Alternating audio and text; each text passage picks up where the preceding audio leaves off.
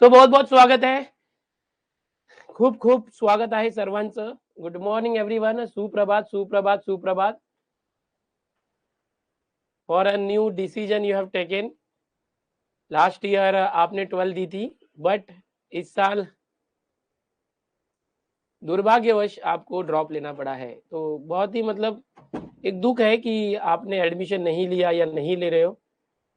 लेकिन एक खुशी की बात है कि भाई आपने डिसीजन लिया कि मुझे करना है, बेस्ट करना है, भले टाइम लगेगा, टाइम लगा के करूंगा, अच्छे से करूंगा, जो छूट गया उसे पूरा करूंगा और जब तक करूंगा नहीं तब तक छोड़ूंगा नहीं. टाइम जो है उसको यूटिलाइज करूंगा. अगले साल अच्छा परसेंटाइल लाके महाराष्ट्र के बड़े से बड़े कॉलेज में, मेरा जो ड्रीम कॉलेज है वहां जाके मैं एडमिशन लूंगा. ये जो डिसीजन आपने लिया है, ये जो चिंगारी आपके मन में लगी है, ये जलते रहनी चाहिए. ये जो आग उठी है ना, ये बुझनी नहीं चाहिए, क्योंकि बहुत से लोग ठंडे पड़ जाते हैं. हमें उन बहुत से लोगों में नहीं चलना है, हमें चलना है उन चंद लोगों में जिन्होंने जो ठाना है उसे करके ही माना है. जब तक तोड़ा नहीं है तब तक छोड़ा नहीं है. आपके रास्ते में बहुत सारी तकलीफें आएंगी. आपने जो ये डिसीजन लिया है, ये बहुत ही बड़ा डिसीजन है. पूरा इसमें 10 से 11 महीने लगने वाले हैं. इन महीनों में आपके सामने बहुत सारी दिक्कतें आएगी, तकलीफें आएगी, प्रॉब्लम्स आएगी. आपको हमेशा अंदर से एक निराशा आएगी, डिमोटिवेशन आएगा कि यार मैं कर क्या रहा हूँ. सेटिस्फेक्शन नाम का जो चीज होता है उसकी कमी हो जाएगी. रात को सोते समय बार बार ध्यान में आएगा, यार मैं कर क्या रहा हूँ, क्या मैं अपने आप से इंसाफी कर रहा हूँ, ईमानदारी से पढ़ाई कर रहा हूँ. ये बहुत सारी चीजें होगी. आपके दोस्त आपसे छूट जाएंगे, आपके दोस्त आगे चले जाएंगे. कोई 11, कोई फर्स्ट ईयर में चला गया है, कोई इंजीनियरिंग में, कोई बीएससी आईटी में, कोई बीएससी कंप्यूटर साइंस में, कोई कहीं चला गया है, कोई कुछ कर रहा है, किसी ने पढ़ाई छोड़ दी है, कोई बिजनेस में चला गया है, कोई स्किल सीख रहा है, कोई कंपनी में लग गया है जॉब पे, और आप अभी पढ़ाई कर रहे हो. उन्हें देख के आपको ये लगेगा कि यार ये क्या है, मैं कहीं इनसे पीछे ना हो जाऊं, ये लोग मेरे से आगे चले गए हैं. अरे अरे अरे, अगले साल में फर्स्ट ईयर में जाऊंगा तो ये सेकेंड ईयर में चला जाएगा, ये मेरे से एक साल पहले डिग्री कंप्लीट कर लेगा. ऐसी बातें आपके दिमाग में आएगी. तो आपको इन निगेटिविटी से दूर रखना है अपने आप को. अपने आप को निगेटिव नहीं होने देना मेरे दोस्त. बहुत सारी चीजें आएगी, मैं सब बताने वाला हूँ. ओके, अपने अंदर एक पॉजिटिविटी रखना है हमेशा, एक उम्मीद की आग जला के रखनी है, और दूसरों से अपने आप को कंपेयर नहीं करना है. क्यों, मैं आपको बताता हूँ, मैं आपको बताता क्यों ऐसा करना है. ओके बच्चा ध्यान से देखो. टाइम जोन, हर एक का अपना खुद का एक टाइम जोन होता है. Okay, time zone. ओके, इसमें होता क्या है कि समय, समय यानी टाइम जो है बहुत बलवान होता है. कुछ भी होगा वो समय से पहले किसी को नहीं मिलता है, जब उसका टाइम होगा तभी वो मिलता है. Okay, everything has its right time. हर एक चीज अपने सही समय पर हमें मिलती है. हो सकता है कि हमारा कोई दोस्त है उसको 2030 में वो चीज मिल जाए, 2030 में वो ग्रेजुएट हो जाए, हो सकता है कि 2032 में उसकी शादी हो जाए, हो सकता है कि 2031 में उसने जॉब ले लिया है, 2032 में शादी हो गई है, 2034 में उसके बच्चे हो चुके हैं, ये आपका फ्रेंड है. और अभी 2031 में उसने जॉब ले लिया, बट आप जो हो 2031 तक तो पढ़ाई कर रहे थे, आपकी जॉब 2032 में लगी. अब जॉब करने के बाद आपने ठाना है जब तक मेरे पास अपना घर नहीं होगा, तो 2035 तक आपने क्या किया, आपने अपना घर बनाया. इसकी 2032 में ही शादी हो चुकी थी. अब आप अपने आप को कंपेयर कर रहे हो, अरे यार मेरा दोस्त 2032 में शादी कर चुका है, 2035 हो गए, मैंने अभी तक शादी नहीं की. कंपेयर मत करना. आपका गोल अलग था, आपका एम अलग था, आपने जो सोचा था वो अलग था. आपने सोचा था पहले मुझे अपने पैरों पे खड़ा होना है, पहले मुझे अपने लिए एक आवाज बनाना है, और उसके बाद ही आपकी शादी हो गई 2036 में. अब आप बोलोगे यार मैं अपने दोस्त से 4 साल पीछे चल रहा हूँ, 4 साल पहले उसने शादी की, उसके बच्चे 2034 में हो गए, मेरे बच्चे 2038 में हो गए. 4 साल बाद, भाई कुछ नहीं भाई, ये टाइम जोन होता है. वो अपने टाइम जोन में चल रहा है, आप अपने टाइम जोन में चल रहे हैं. उसने 1 साल पहले जॉब ले ली, आपको 1 साल बाद जॉब मिली. लेकिन याद रखना, जो होता है अच्छे के लिए होता है. हो सकता है इसे जॉब जो मिली है इसको 6 लाख का पैकेज मिला हो सकता है कि आपने लेट चालू किया, आपने 1 साल ड्रॉप लिया, लेकिन आपने जो किया बहुत बेहतरीन किया, आपको जो जॉब मिली बच्चा, आपको जो जॉब मिली 20 लाख की जॉब मिली, आपको जो जॉब मिली 20 लाख की जॉब मिली, एकदम ध्यान से सुनना। तो इसने इसने 3 साल में 18 लाख कमाए, आपने 1 साल में 20 लाख कमाए। इसने 3 साल के अंदर 1 साल जिया है, आपने 1 साल में 1 साल जिया है। ये अब आपसे 2 साल पीछे हो चुका है। आपका दोस्त जो 1 साल आगे चल रहा था, अब ये लगभग 2 साल आपसे पीछे चल चुका है। अब वो जब 3 साल में जितना पैसा कमाएगा, आप वो 1 साल में कमाने वाले हो। ये कब होगा, लेकिन याद रखो ये कब होगा, ये तब होगा जब जो आपने ये ड्रॉप ईयर लिया है बच्चा, एकदम ध्यान से देखो। आपने जो ये ड्रॉप ईयर लिया है, ओके, इस ड्रॉप ईयर को फ्रूटफुल बनाना है, फ्रूटफुल बनाना है। इतना अच्छा करना है, इतना अच्छा करना है कि भाई बहुत ज्यादा परसेंटाइल आपको लाना है, मैक्सिमम परसेंटाइल। अभी आपने देखा है तीसरा राउंड खत्म हो गया, चौथा राउंड चालू होने वाला है, लोग अभी भी परेशान है, बेटरमेंट कर रहे हैं, कॉलेज ही नहीं मिल रहा है, कॉलेज ही नहीं मिल रहा है। क्यों नहीं मिल रहा है? परसेंटाइल कम है, 80 परसेंटाइल, 70 परसेंटाइल, 90 परसेंटाइल, 94, 95 पे भी परेशान है, उसे जो चाहिए वो नहीं मिल रहा है। वो कोशिश कर रहा है मुझे कॉलेज अलॉट हो जाए, हे गवर्नमेंट, हे सीटी कैप राउंड, हे सीटी सेल, मुझे कॉलेज अलॉट करा दो, मैं नारल चढ़ाऊंगा, ऐसे सब चल रहा है। भाई मैं क्या बोल रहा हूँ, ये नहीं करना है। मैं ये बोल रहा हूँ कि तुम इतने अच्छे परसेंटाइल लाओ ना, अरे लाओ ना 99.8, 99.8 लाओ, 99.9 लाओ, इतने अच्छे परसेंटाइल लाओ। बहुत मुश्किल है क्या? नहीं रे बाबा, आसान है, मेहनत करने वालों के लिए आसान है।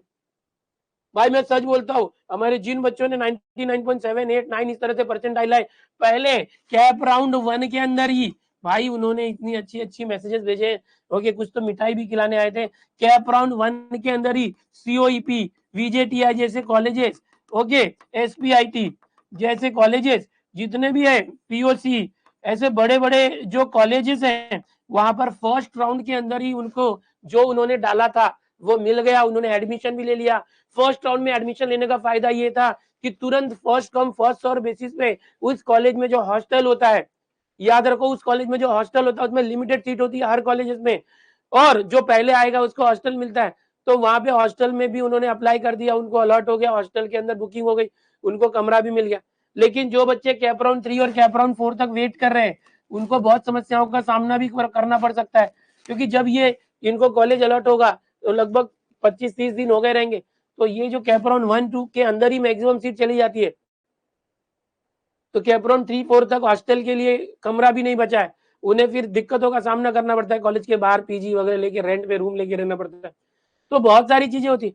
तो भाई मेरे यहाँ पर मैं ये चीज बताना चाहता हूँ कि जैसे कि अभी कुछ बच्चे जो है भगवान भरोसे बैठे हैं कि भाई मुझे कोई कॉलेज अलॉट हो जाए, भगवान में नारियल चढ़ाऊंगा, लेकिन अगर तुमने हक से अच्छे परसेंटाइल लाए तो भगवान तुम्हारे भरोसे बैठा था, तुमने मेहनत किया, तुम खुद से उस सीट को छीन लाओगे, है ना, जो सीट थी कैप राउंड 1 में ही छीन लोगे कि भाई मैं हक से लूंगा सीट, मेरे इतने परसेंटाइल है, मुझे ये चाहिए तो चाहिए। अरे सपने उन्हीं के पूरे होते हैं मेरे दोस्त, अरे सपने उन्हीं के पूरे होते हैं जो सपनों को देखते हैं, सोच उन्हीं की पूरी होती है जो सोच बड़ा रखते हैं। तुम छोटा सोचोगे तो छोटा ही पाओगे, तुम बड़ा सोचोगे तो ही उसको करने के लिए मेहनत करोगे और उसे पूरा करके दिखा पाओगे।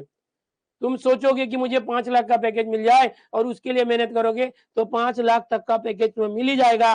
बट तुम अगर सोचोगे कि मुझे ऐसा कुछ करना है कि 1 करोड़ का पैकेज मुझे मिलना चाहिए, बट 1 करोड़ खाने का काम नहीं है भाई, उसके लिए मेहनत करना पड़ेगा, दिमाग चलाना पड़ेगा, कुछ हटके काम करना पड़ेगा, तो 1 करोड़ का पैकेज भी तुम्हारे कदम चूमेगा।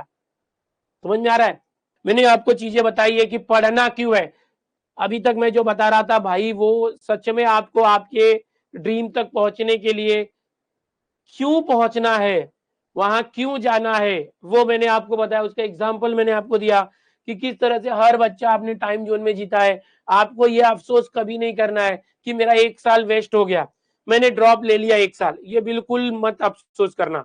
ये करना कि भाई देर से आएंगे लेकिन फोड़ के जाएंगे, जो तुमने 3-4 सालों में किया है वो 1 साल में ही करके जाएंगे। समझ में आ रहा है कि नहीं? तो आप जो है अपने टाइम जोन में चल रहे हो, भले आपने 1 साल ड्रॉप लिया, अपने आप पे कभी अफसोस मत करना कि मैं ड्रॉपर हूँ, अपने आप को गिल्टी मत महसूस करना, नीचा मत अपने आप को दिखने देना, कभी भी अपने आप को छोटा महसूस नहीं करना कि मेरा दोस्त 1 साल आगे चला गया, मैं पीछे। बोलना भाई, हाँ भाई तू तेरा करना भाई, मैं भी आऊंगा, और जब भी आऊंगा, समझ में आ रहा है ना?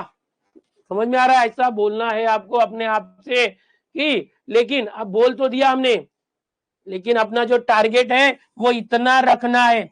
सर मेरा सर कभी भी 90% के ऊपर बोर्ड में आया ही नहीं है, मेरा कभी भी 90% के ऊपर बोर्ड में आया ही नहीं है। ये कैसे आएगा सर? आप बोल रहे हो 99, मेरा तो परसेंटेज 90 के ऊपर कभी गया नहीं, मैं कभी स्कूल कॉलेज में टॉपर नहीं रहा हूं सर।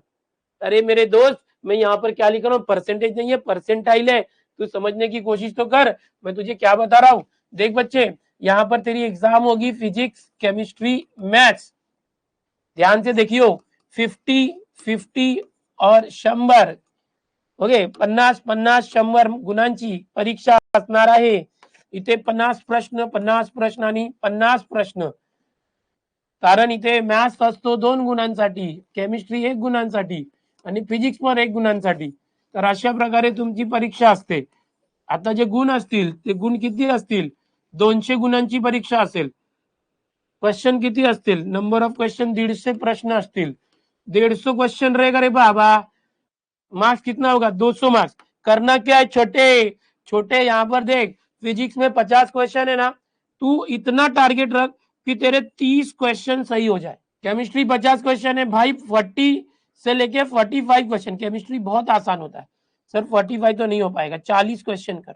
मैथ्स में 50 में से ना तुझे क्या करना है, क्वेश्चन, हाँ ये क्वेश्चन बोल रहा हूँ, क्वेश्चन मैथ्स में कितना क्वेश्चन करना है, 50 में से तू 40 क्वेश्चन का टारगेट रख। अगर कम हो गया 37, 38, 35, 36 तो भी चलेगा, बट इतने क्वेश्चन का टारगेट रख।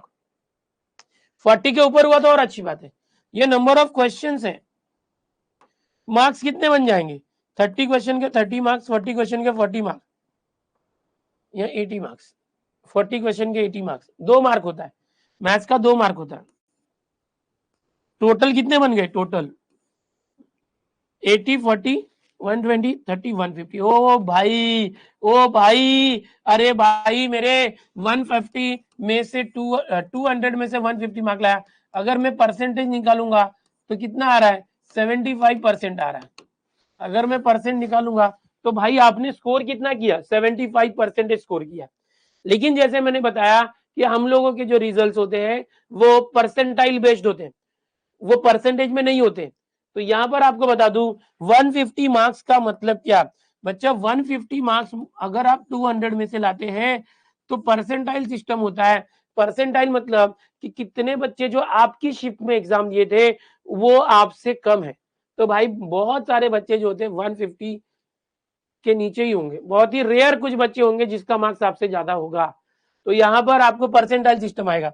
समझो 99.2, यानी अगर समझो 1000 बच्चों ने एग्जाम दिए हैं तो 1000 में से 992 बच्चे ऐसे हैं जिनका स्कोर आपके इक्वल या आपसे कम है।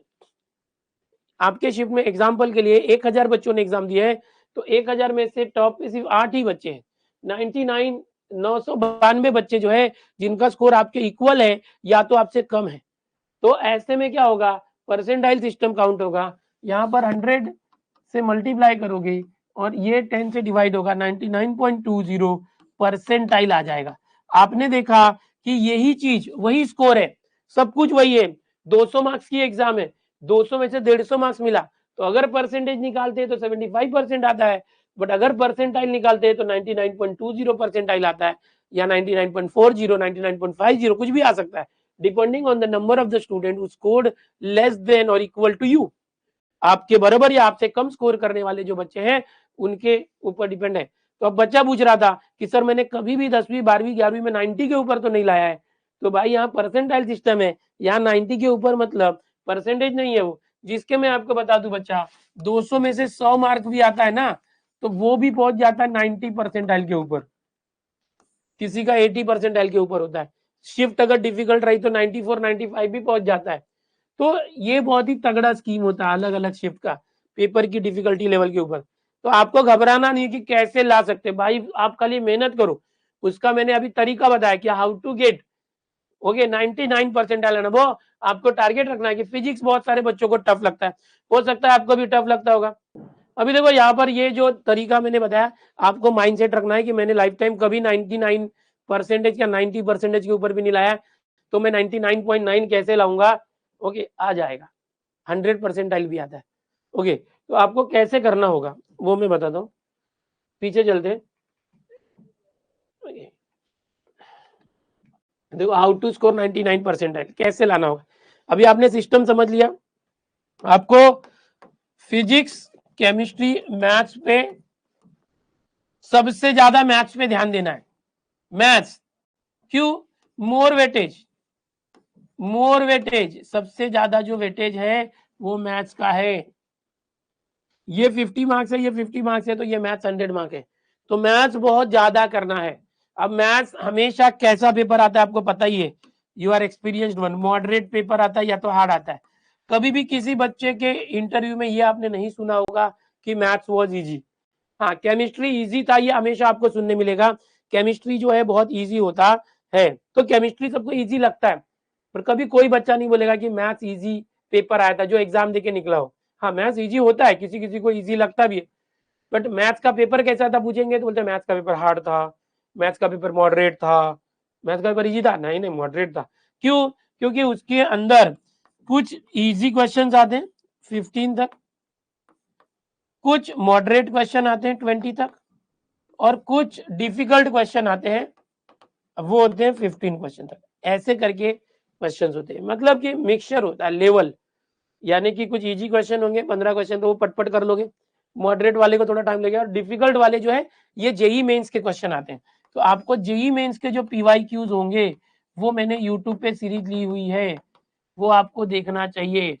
आप Dinesh sir JEE Mains PYQ आप ऐसे डालोगे तो आपको आएगा, उससे आपकी ये 15 मार्क की तैयारी होगी, 15 क्वेश्चन की 30 मार्क की। तो ये जो है ये आपका परसेंटाइल डाउन करता है और यही आपका परसेंटाइल बढ़ाता है, याद रखना है। केमिस्ट्री जो है ये बहुत सही होता है केमिस्ट्री, इसमें कैसा बायोलॉजी जैसा होता है, क्वेश्चन पढ़ो आंसर डायरेक्ट ऑप्शन में होता है। आधे से ज्यादा क्वेश्चन 20 से 25 क्वेश्चन डायरेक्ट ऑप्शन में आंसर होते हैं। मैथ्स में क्या होता है, क्वेश्चन को आप सॉल्व करते हो, सॉल्व करने के बाद टाइम लगता है। ओके केमिस्ट्री में 50% question 40 to 50% question direct answer वाले होते हैं, कुछ न्यूमेरिकल्स होते हैं जिसको सॉल्व करना था, कुछ केमिकल रिएक्शन होते हैं उसको लिख के समझना पड़ता है। तो ये केमिस्ट्री होता है। तो केमिस्ट्री हमेशा इजी ही आता है, याद रखना, केमिस्ट्री हमेशा इजी टू मॉडरेट होता है, उसमें कुछ है ही नहीं। हाँ फिजिक्स के जो बच्चे हैं, फिजिक्स वो हमेशा रोते रहते हैं, ये क्या हुआ कैसे हुआ, हमेशा रोते रहते हैं। वो हमेशा बोलते हैं कि sir physics moderate to hard, physics बहुत हार्ड था यार। क्यों होता है, फिजिक्स के अंदर जानबूझ के कंसेप्ट को घुमा दिया जाता है। जिन बच्चों ने फिजिक्स रट्टा मारी होती है ना उनके लिए वो हार्ड होता है, लेकिन जिन्होंने फिजिक्स को समझा होता है, कंसेप्ट समझा होता है, उनके लिए वो इजी लगता है। न्यूमेरिकल्स कुछ आते हैं, न्यूमेरिकल सॉल्व करना होता है, ठीक है। तो यहाँ पर फिजिक्स, अभी मैं तो आपको बोला ना कि भाई फिजिक्स में बहुत ज्यादा 50 में से 50 क्वेश्चन नहीं हो रहे, 45 नहीं हो रहे, अब 30 से ज्यादा भी सॉल्व करते तो भी बड़ी बात है।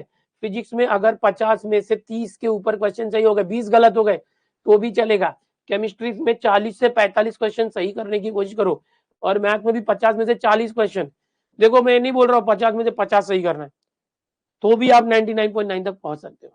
एकदम ध्यान से देखो, इस तरह से फिजिक्स केमिस्ट्री मैथ्स। ओके तो ये आपको यहाँ पर मैं बोल दूं कि भाई मैथ्स के अंदर ये जेई मेंस के पीवाईक्यूज भी लगेंगे, हार्ड क्वेश्चन की ज्यादा प्रैक्टिस करनी है, इजी वाले तो आप कर लोगे, मॉडरेट और हार्ड क्वेश्चन की ज्यादा प्रैक्टिस जितना करोगे उतना कम है। अच्छा अब ये पता कैसे चलेगा सर, मुझे तो इतना स्कोर करना है, तो मुझे पता कैसे चलेगा कि कैसे क्वेश्चन आते हैं, ठीक है। तो देखो मैं आपको बताने वाला हूँ कि आपको सबसे इंपॉर्टेंट है क्वेश्चन का लेवल, मतलब यहाँ पर ये बहुत इंपॉर्टेंट होता है क्वेश्चन लेवल, ये बहुत इंपॉर्टेंट होता है। क्यों, क्योंकि समझो आप एक लड़ाई लड़ने जा रहे हो बच्चों, आप एक लड़ाई लड़ने जा रहे हो एकदम, और आपने पूरा तैयारी किया, चाकू वीकू लेके गए हो, तलवार लेके गए हो, यार मारूंगा, चाकू तलवार लेके गए हो लड़ाई करने के लिए। और वहां गए युद्ध के मैदान में और रणभूमि में लड़ने के लिए हो तैयार, और आगे दुश्मनों की देखी आपने चाल, उनके पास बंदूकें तोप गोले हैं और आप तलवार वहां तक पहुंच ही नहीं पा रहे, वो तो दूर खड़े, कैसे मारोगे तलवार से, वो तो नजदीक आया नहीं, तुम वहां नजदीक उसको मारने के धाए से गोली मार दिए तुम्हें, वहीं छितरा के गिर गए हो। तो दिस इज द थिंग कि भाई आप देखो कि जो लड़ाई लड़ने वाले हैं वहां पे जो सामने वाली पार्टी है उसका हथियार क्या है, उसके हथियार के लिए तैयारी करके जाना है हमें। अगर वो बंदूक लेके आ रहा है तो आपको भी बंदूक की तैयारी करके जानी है, छोटी मोटी तैयारी करने से नहीं चलेगा। तो दिस इज द थिंग, आपको समझना पड़ेगा कि क्वेश्चन के लेवल कैसे आते हैं। भाई मैं बोल दूं, केमिस्ट्री तो हो जाता है बट फिजिक्स और मैथ्स के लेवल थोड़े हाई लेवल रहते हैं, क्योंकि सीटी सेल ने अपने ब्राउचर में खुद ही बोला है कि MSTCT exam will be conducted as per the level of JEE Mains. JEE Mains का जो लेवल होता है उस लेवल के हिसाब से हम लोग MSTCT का एग्जाम लेंगे। बट यहीं पर मार खा गए। अरे मेरे भाई जेई मेंस के मैथ्स में क्वेश्चन कम होते हैं, क्वेश्चन कितने होते हैं, कम होते हैं, और वेटेज ज्यादा होता है, मार्क्स ज्यादा होता है, एक क्वेश्चन 4-4 मार्क के लिए होता है, समझ में आ रहा है। तो उसको टाइम भी मिलता है, 1.5 घंटे के अंदर यहाँ पर हमें 50 क्वेश्चन MSTCT में करने होते हैं, वहां पर 30-35 क्वेश्चन ही करने होते हैं। उसमें क्या होता है कि उसमें हर एक क्वेश्चन के लिए उनको ज्यादा टाइम मिलता है, 3-4 मिनट में भी कर सकते हो, उनको मार्क्स का वेटेज भी ज्यादा है, क्वेश्चन कम है, मार्क्स का वेटेज ज्यादा है और टाइम भी ज्यादा है, समझ में आ रहा है। तो जेई मेंस का सिस्टम अलग है, बट इन्होंने क्या किया MSTCT ने, हम तो कॉपी करेगा, हम तो कॉपी करेगा, तो हम क्या करेगा, जेई मेंस का लेवल रखेगा, जेई मेंस में आने वाले क्वेश्चन तुमको देगा। अब जेई मेंस का क्वेश्चन देगा बरोबर है, बट तुमने मैथ्स में रखा है 50 क्वेश्चन, तुमने टाइम रखा है 90 मिनट्स, 1.5 घंटे, और यहाँ पर क्या था, जेई मेंस में क्वेश्चन कुछ 30-35 ही होते हैं और टाइमिंग होता है 90 मिनट्स। यहाँ पर तुम 90 मिनट के अंदर 50 क्वेश्चन कर रहे हो, यहाँ पर 90 मिनट्स के अंदर 30-35 क्वेश्चन कर रहे हो। यहाँ पर हर क्वेश्चन को 2 मार्क का है, 2 ही मार्क मिलने वाला है, यहाँ पर हर क्वेश्चन को लगभग 4 मार्क्स देते हैं वो लोग, समझ रहे हो। तो यहीं पर जो है झोल हो जाता है। अरे भाई तुम मार्क्स इतना भी रखो, थोड़ा क्वेश्चन कम ले लो, 35 क्वेश्चन ले लो, 30 ले लो, 40 ले लो, या तो थोड़ा टाइम बढ़ा दो ना। तो इन्होंने जेई मेंस को कॉपी तो किया, जेई मेंस का जो क्वेश्चन का लेवल तो कॉपी किया, बट क्वेश्चन के लेवल को कॉपी करने के बाद टाइमिंग बढ़ाना था या तो नंबर ऑफ क्वेश्चन कम करना था, वो नहीं किया, जिसके वजह से प्रॉब्लम होती है मैथ्स में। This is the main reason कि मैथ्स का पेपर सबको हार्ड लगता है, क्योंकि पूरा नहीं होता। तो ये क्वेश्चन का लेवल कैसे आता है, कैसे पता चलेगा, तो जेई मेंस का लेवल आता है। तो कैसे पता चलेगा सर, जेई मेन का बुक पढ़ना, तो जेई मेन के बुक में भाई सिलेबस अलग अलग है, कुछ चैप्टर्स कॉमन होते हैं, कुछ अलग होते हैं। 11th के चैप्टर तो बहुत सारे अलग है, हाँ डिफरेंशिएशन इंटीग्रेशन ये सब होते हैं, बट बहुत सारे चैप्टर नहीं होते। तो यही करोगे पता चलेगा वो क्वेश्चन यहाँ आई नहीं, यहाँ कुछ और क्वेश्चन है। तो यहाँ पर सबसे इंपॉर्टेंट है कि अभी आप समझो 2026 में एग्जाम देने वाले हो बच्चों, तो आपको क्या करना है कि कोई भी एग्जाम की तैयारी के लिए सबसे बेस्ट तरीका होता है कि पिछली एग्जाम्स में जैसे 2025, 2024, 2023, 2021, 22, 2021, 21 में सिलेबस चेंज हुआ था, न्यू सिलेबस आया था बच्चों, एकदम ध्यान से रखो कि 2020 के बाद सिलेबस चेंज हुआ था। 2021, 22, 23, 24, 25 ये 5 साल के अंदर सीटी एग्जाम ऑनलाइन हो गई है। हर साल में 15-16 शिफ्ट होते हैं, पहले 12-13 हो रही थी, अब 15-16 शिफ्ट हो रहे हैं, यानी एक साल में 15 से 16 पेपर मिलते हैं हमें पीसीएम के। और जो पीसीबी वाले क्वेश्चन पेपर होते हैं पीसीबी वाले शिफ्ट में, उसमें भी फिजिक्स केमिस्ट्री होते हैं, तो आपको फिजिक्स और केमिस्ट्री के डबल क्वेश्चन मिलते हैं, क्योंकि पीसीएम के 15 शिफ्ट हो रहे हैं तो पीसीबी के भी 10-12 शिफ्ट हो रहे हैं। मैथ्स का क्या होता है, सिर्फ पीसीएम में होता है, पीसीबी में नहीं होता। तो यहाँ पर आपको ये डिफिकल्टी लेवल समझने के लिए, क्वेश्चन लेवल समझने के लिए आपको ये जो पीवाईक्यूज है ये हमेशा सॉल्व करने चाहिए। इसको देखने के बाद आपको पता चलेगा कि मेरा जो तैयारी कैसे चल रहा है, क्या मैं आने वाले युद्ध के लिए तैयार हूं, क्या वहां पे जो गोली चलने वाली है उसको झेलने के लिए मैं तैयार हूं, वहां जो क्वेश्चन आएंगे जिस टाइप के, वैसे टाइप के क्वेश्चन मैंने प्रिपेयर या प्रैक्टिस किए कि नहीं, ये कैसे पता चलेगा, जब आपने 2025, 24, 23 में आए हुए क्वेश्चंस की तैयारी की होगी। सर ये पीवाईक्यूज कैसे मिलेंगे, भाई आप टेंशन मत लो, आपके लिए मैं बताता हूँ कि ऑलरेडी जो है इन पीवाईक्यू का मैंने संग्रह किया हुआ है, ब्रह्मास्त्र नाम की जो बुक है। अब रुक जाओ जरा, ये मत बोलना कब आ रही है, आ ही रही है यार, फाइनल स्टेज में है, बहुत टाइम लगता है यार, हम लोग ने बहुत करेक्शन में बहुत टाइम चला गया। तो जो फिजिकल बुक है वो तो आ ही रही है, लेकिन आप लोग को इंतजार नहीं करना है। आप लोग को बता दूं, हमारी जो ई बुक है वो आप ई बुक एक्सेस करके बहुत जबरदस्त कर सकते हो।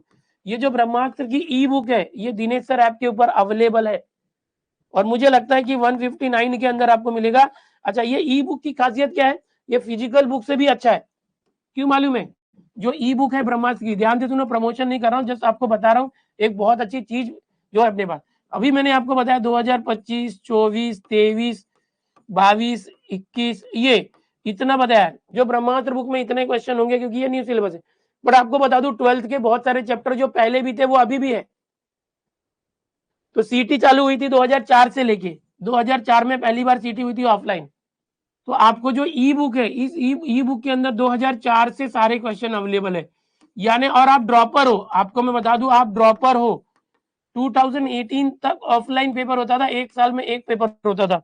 आपको बता दूं 2019 में ऑनलाइन पेपर चालू हुआ, शिफ्ट वाइज परसेंटाइल सिस्टम। तो आपके जो फिजिकल बुक है ना ब्रह्मास्त्र जो वेट कर रहे उनको बता दूं ब्रह्मास्त्र के फिजिकल बुक में आपको अगर आप कंबाइंड बुक लेते हो पीसीएम का तो 3 ही साल के पेपर है। अगर आप इंडिविजुअल सब्जेक्ट लेते हो तो 5 साल का पेपर आएगा। मैथ्स का सिर्फ बुक रहेगा, सिर्फ मैथ्स तो 5 साल का होगा, सिर्फ फिजिक्स ऐसे। लेकिन ये जो ई बुक है ना ये आप ड्रॉपर्स के लिए बेस्ट है। अगर आप ड्रॉपर हो तो आपको फॉलो करना चाहिए ई बुक। बोलो क्यों? क्योंकि ई बुक के अंदर 2004 से लेके 2020 16 साल के पेपर है और 2021, 22, 23, 24, 25 इतने। तो सीटी ने अभी तक लगभग 20 साल होने आए, पूरे 20 साल में जो क्वेश्चन है ना वो सब आपको ई बुक में मिलेगा। क्वेश्चंस भी मिलेंगे चैप्टर वाइज और उसका सॉल्यूशन भी मिलेगा, हैंड रिटन सॉल्यूशन। तो ये ई बुक रिफर कर, जो लोग बुक के लिए परेशान है, ब्रह्मास्त्र ई बुक। अभी देखो स्पेशली जो बच्चे रेगुलर है, टॉपर्स एडवांस के बच्चे हैं या जो अभी 12th कर रहे हैं उनके पास ज्यादा टाइम होता नहीं है। वो लोगों को कैसा है कि वो लोग ये 2021 से भी नहीं करना चाहेंगे, वो लोग सोचेंगे पिछले 2-3 साल कर लें। फिर वो लोग का परसेंटाइल उनके तैयारी के हिसाब से आता है, किसी को कम आएगा, ज्यादा आएगा, फिर कोई ड्रॉप लेगा। ऐसा गलती आपसे भी हुआ रहेगा। आपको अभी 12th बोर्ड करना नहीं, आप ड्रॉपर हो, आपके पास पूरा का पूरा टाइम है, दिन भर कैसे यूटिलाइज करना। तो ये same system physics, chemistry, maths तीनों का है।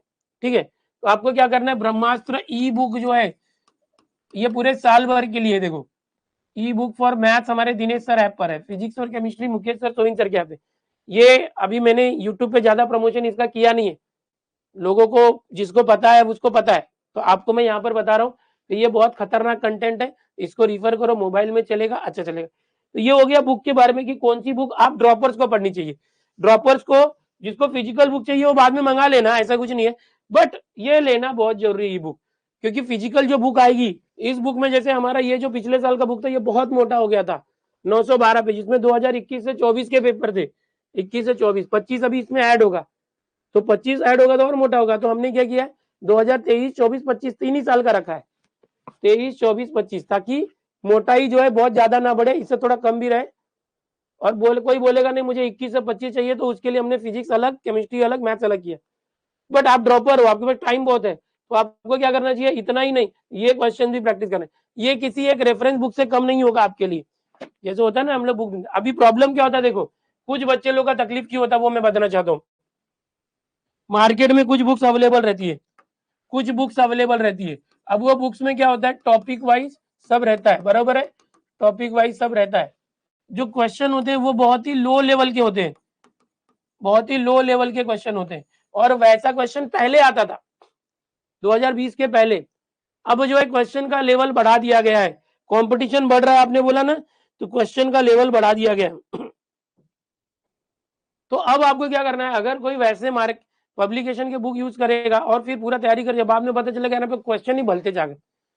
और बहुत सारे लोग यहाँ वहाँ कोर्सेज में होते हैं, बहुत सारे कोर्सेज जो होते हैं ना उसमें लेवल ऑफ क्वेश्चन सही नहीं होते, वो आपको पता नहीं चलता। आपको कब पता चलता है, आप तो मस्त खुशी खुशी पढ़ते हो, कुछ बच्चे जो है खुशी खुशी पढ़ते हैं, अरे वाह मुझे बैच में जितना पढ़ाया जा रहा है सब आ रहा है, खुश एकदम, वाह मजा आ रहा है, क्योंकि वहां पे क्वेश्चन बहुत इजी लिए जा रहे हैं और उसको आ रहा है समझ में, और वो एकदम खुश है, साल भर पढ़ा, बहुत कॉन्फिडेंटली गया, एग्जाम में पूरा प्रॉब्लम हो गया, फिर पेपर देख के टेंशन आ, बोला मैंने पूरी साल भर तैयारी ही गलत की थी। ऐसा हो जाता है, फिर पछतावा होता है। लेकिन इस पछतावे में 1 साल गया ना, अगर उस बच्चे को स्टार्टिंग से ही पता चल जाए कि भाई लेवल क्या होता है तो उस लेवल से तैयारी करना चाहिए। अगर आपने ड्रॉप ले ही लिया है और MSTCT 2026 के एग्जाम की तैयारी करना चाहते हैं, 90 परसेंटाइल से भी ज्यादा स्कोर करके एक बढ़िया से ड्रीम कॉलेज में जाना चाहते हैं, तो आपके लिए एक सुनहरा मौका है। हमारा जो दिनेश सर ऐप है, गूगल प्ले स्टोर से आप डाउनलोड करके इंस्टॉल कर लो। उस ऐप के ऊपर हमारी एक बैच है जिसका नाम है टॉपर्स ड्रॉपर्स बैच। ये 2026 के लिए बैच है। यहाँ पर मैथ्स के लिए लाइव लेक्चर्स हो रहे हैं। फुल ईयर का ये डिटेल कोर्स है। यहाँ पर आपको पूरा का पूरा जो सिलेबस है वो तो पढ़ाया ही जा रहा है, बट उसके साथ आपको स्ट्रेटेजी प्लान भी मिलता है। जैसे यहाँ पर हम एक्स्ट्रा टाइम निकाल के जो भी ड्रॉपर्स हैं उनको अलग से प्लान देते हैं, किस तरह से पढ़ाई करना चाहिए, शेड्यूल हो गया, तरीके हो गए, मोटिवेशन हो गया, गाइडेंस हो गया, ऐसे अलग अलग से वीडियोज आते हैं ताकि आप जो है रेगुलर स्टूडेंट के जैसे तो आप पढ़ ही नहीं रहे हो, वो तो कॉलेज वगैरह जाते हैं, आपने ड्रॉप लिया, आप सिर्फ सीटी की तैयारी कर रहे हो, तो आप लोगों को इन सब चीजों की जरूरत समय समय पर पड़ती रहती है। हमारा जो टॉपर्स ड्रॉपर बैच है इसमें आपको रेगुलर इंटरवल पर ये सारी चीजें मिलती है। आप हमारे साथ मैथ्स की लाइव तैयारी करते हो, दिनेश सर ऐप के ऊपर लाइव लेक्चर्स और बहुत सारे जो टेस्ट सीरीज हो गया, पीडीएफ नोट्स हो गया, डीपीपीज हो गया, ये सारा चीज इस कोर्स में मिलता है।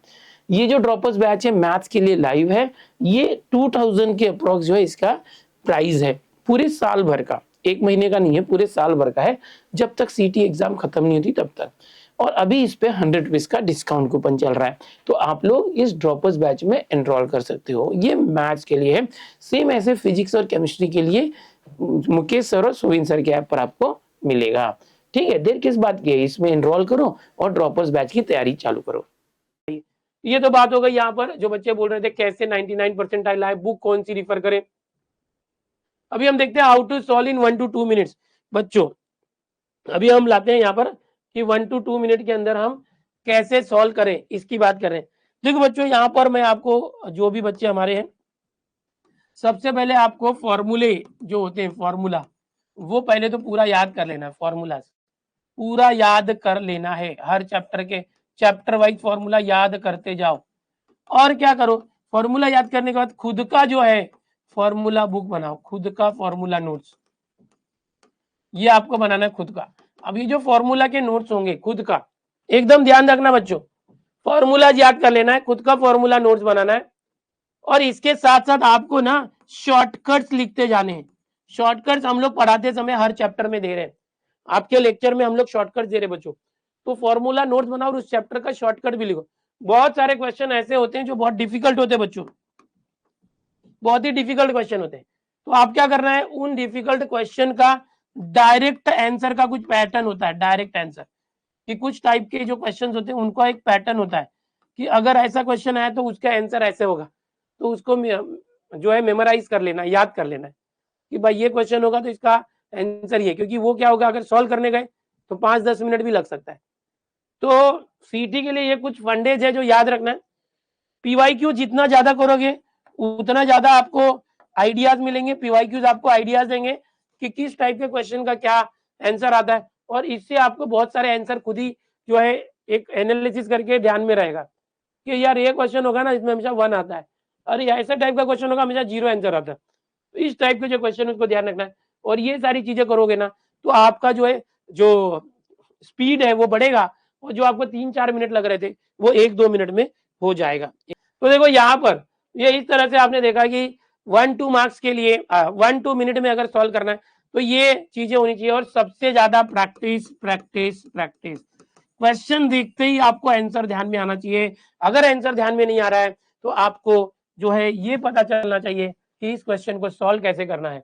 ओके, और सबसे बड़ी बात कि आप बोर्ड के लिए जैसे सॉल्व करते थे वो वैसे नहीं सॉल्व करना है।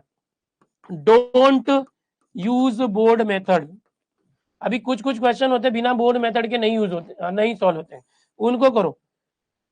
आपको क्या करना है, बोर्ड मेथड नहीं यूज करना, हर क्वेश्चन को कुछ अलग टेक्निक से किया जा सकता है, कुछ जुगाड़ मेथड हो सकता है, कुछ टेक्नोलॉजिया हो सकता है, तो आपको क्या करना है, टेक्नोलॉजिया का यूज करना है और उस क्वेश्चन को सॉल्व करने की कोशिश। कोई क्वेश्चन 4-5 स्टेप है उसके, तो उसको तो कैसे 2 स्टेप में करना है। आपको क्या करना है, अपना बेसिक स्ट्रॉन्ग करना है। बेसिक स्ट्रॉन्ग मतलब क्या कि भाई देखो मैं कभी कभी ऐसे करता हूं कि ये क्वेश्चन है, उसके बाद अगले 2 स्टेप को मन में ही करके तीसरा स्टेप जो होगा वो डायरेक्ट लिख देता हूं। कोई एक क्वेश्चन है उसके, जैसे कि मैं एग्जांपल लेता हूं,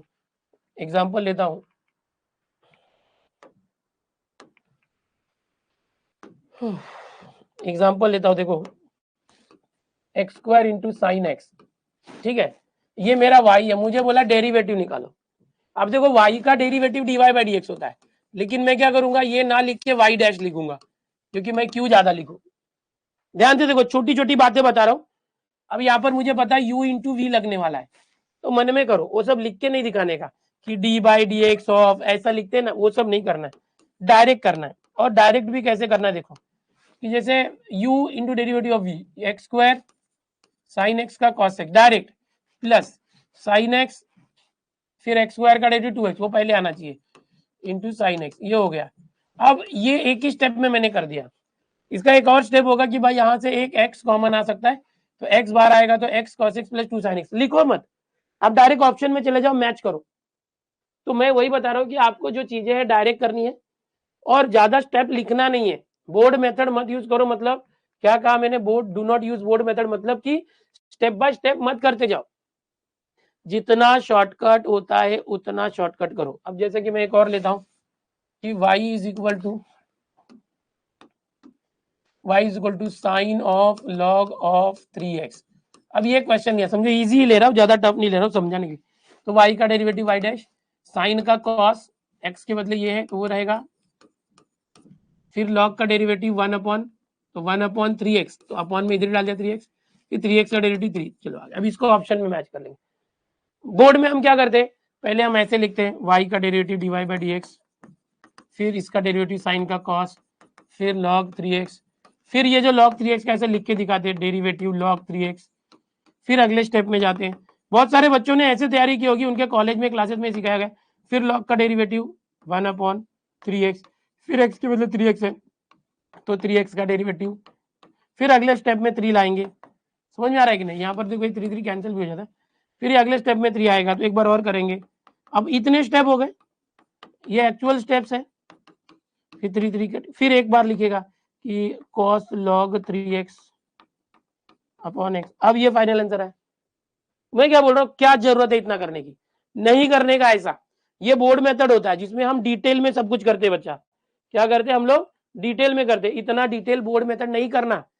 आप लोग अब ड्रॉपर से सिर्फ सीटी के लिए तैयारी कर रहे हैं, आप लोग हर क्वेश्चन को एक नए तरीके से सोचना है, सोच को बदलना है, समझ, सोच बदलना है, एक दो स्टेप के आंसर अंदर आंसर लाना चालू करना है।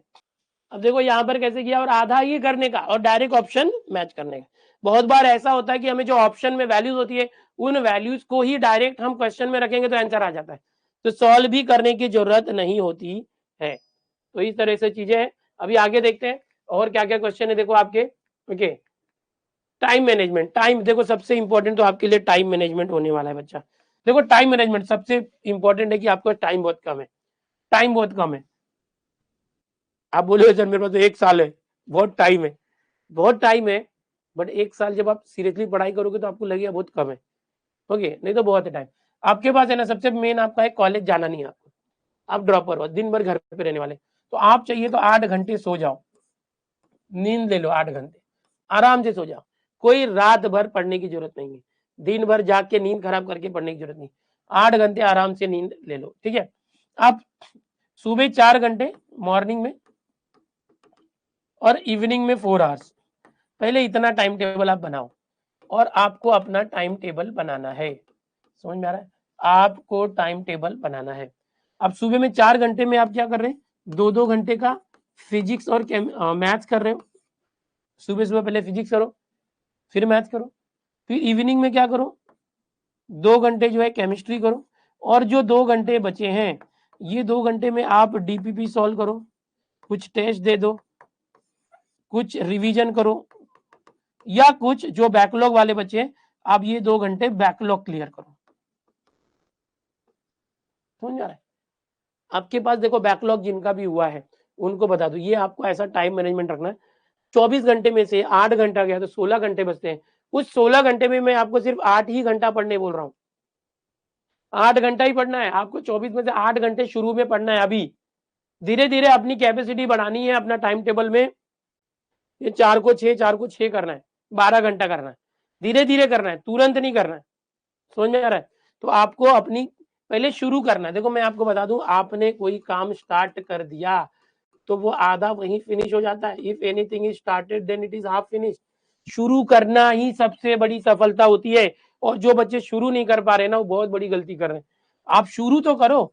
आपको नहीं 4 घंटा है, सुबह 2 घंटे, शाम को 2 घंटे पढ़ना चालू करो, फिर 2 से 3-3 घंटा करना, फिर 4-4 घंटा करना। उसमें 3 स्लॉट रखो, 1-1 घंटे का रखो, 1 घंटा फिजिक्स, 1 घंटा केमिस्ट्री, फिर शाम को 1 घंटा मैथ्स, 3 घंटा हो गया, और 1 घंटा बचा है तो 1 घंटा बैकलॉग।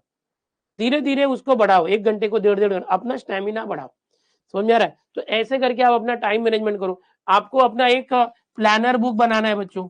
आप अपना एक प्लानर बुक बनाओ, डेली प्लानर, जिसमें आप डेली का प्लान लिखोगे कि आज मुझे क्या करना है, और वो प्लानर बुक में लिखो और उसके अकॉर्डिंग उसको फॉलो करो। तो ये डेली प्लानर बुक में आप अपना टाइम टेबल डेली का लिखेंगे, उसको फॉलो करेंगे।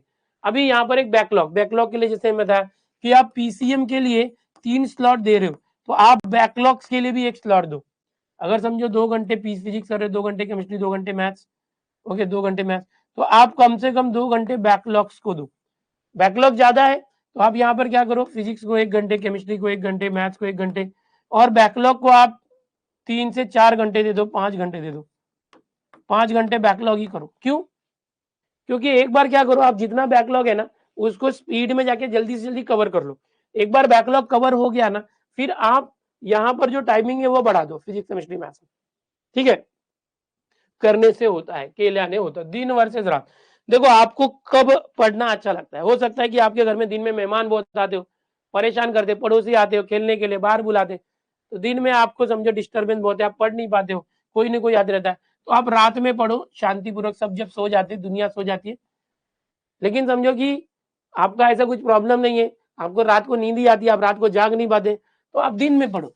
It depends on your interest and your situation कि कब क्या करना चाहिए, उसके ऊपर ये डिपेंड है। ठीक है, तो ये दिन रात वाली पढ़ाई है, ड्रॉप ईयर है। मैंने बहुत कुछ बताया बच्चों, आज बहुत कुछ बताया, आप इसको फॉलो करो। अच्छा, ये अभी अपना समझो कि स्ट्रेटेजी से रिलेटेड ये अभी शुरुआत हो गई है, मैंने जो बताया। ओके, मैं बहुत सारी चीजें आपको बताते रहूंगा, अच्छी अच्छी बातें मेरे अनुभव से, जो बच्चे हर साल पास होकर निकलते हैं अच्छे अच्छे कॉलेज। मेरे जो यूट्यूब पर मैंने 2018 से पढ़ाना चालू किया था, सीटी एंड 12th वगैरह, वो बच्चे इंजीनियरिंग हो के जॉब पे भी है, शादी भी हो गई, उनके बच्चे भी हो गए, और उनकी जो जनरेशन है पिछले समझो 7-8 साल से हम ऑनलाइन कर रहे हैं। मैं पिछले 20-21 साल हो गए मैं ऑफलाइन पढ़ा रहा हूँ, तो वो बच्चे तो समझो कहीं ना कहीं उनके बच्चे भी बड़े हो गए, पहले जो मुझसे पढ़े। बहुत ज्यादा एक्सपीरियंस है, मैंने दुनिया देखी है, देखा है कि आप ही की तरह जो बच्चे थे वो किस तरह से बड़े होते हैं, किस तरह से पढ़ते हैं, किस तरह से उनकी सक्सेस होती है। भाई मैं बता दूं, हमारे जो अभी इंजीनियरिंग की टीम में जो टीचर्स आए, 30-40 लाख पैकेज वाले टीचर हैं, जो हमारे मुझसे ही पढ़े हैं, ज्यादातर मुझसे स्टूडेंट पढ़े हुए हैं।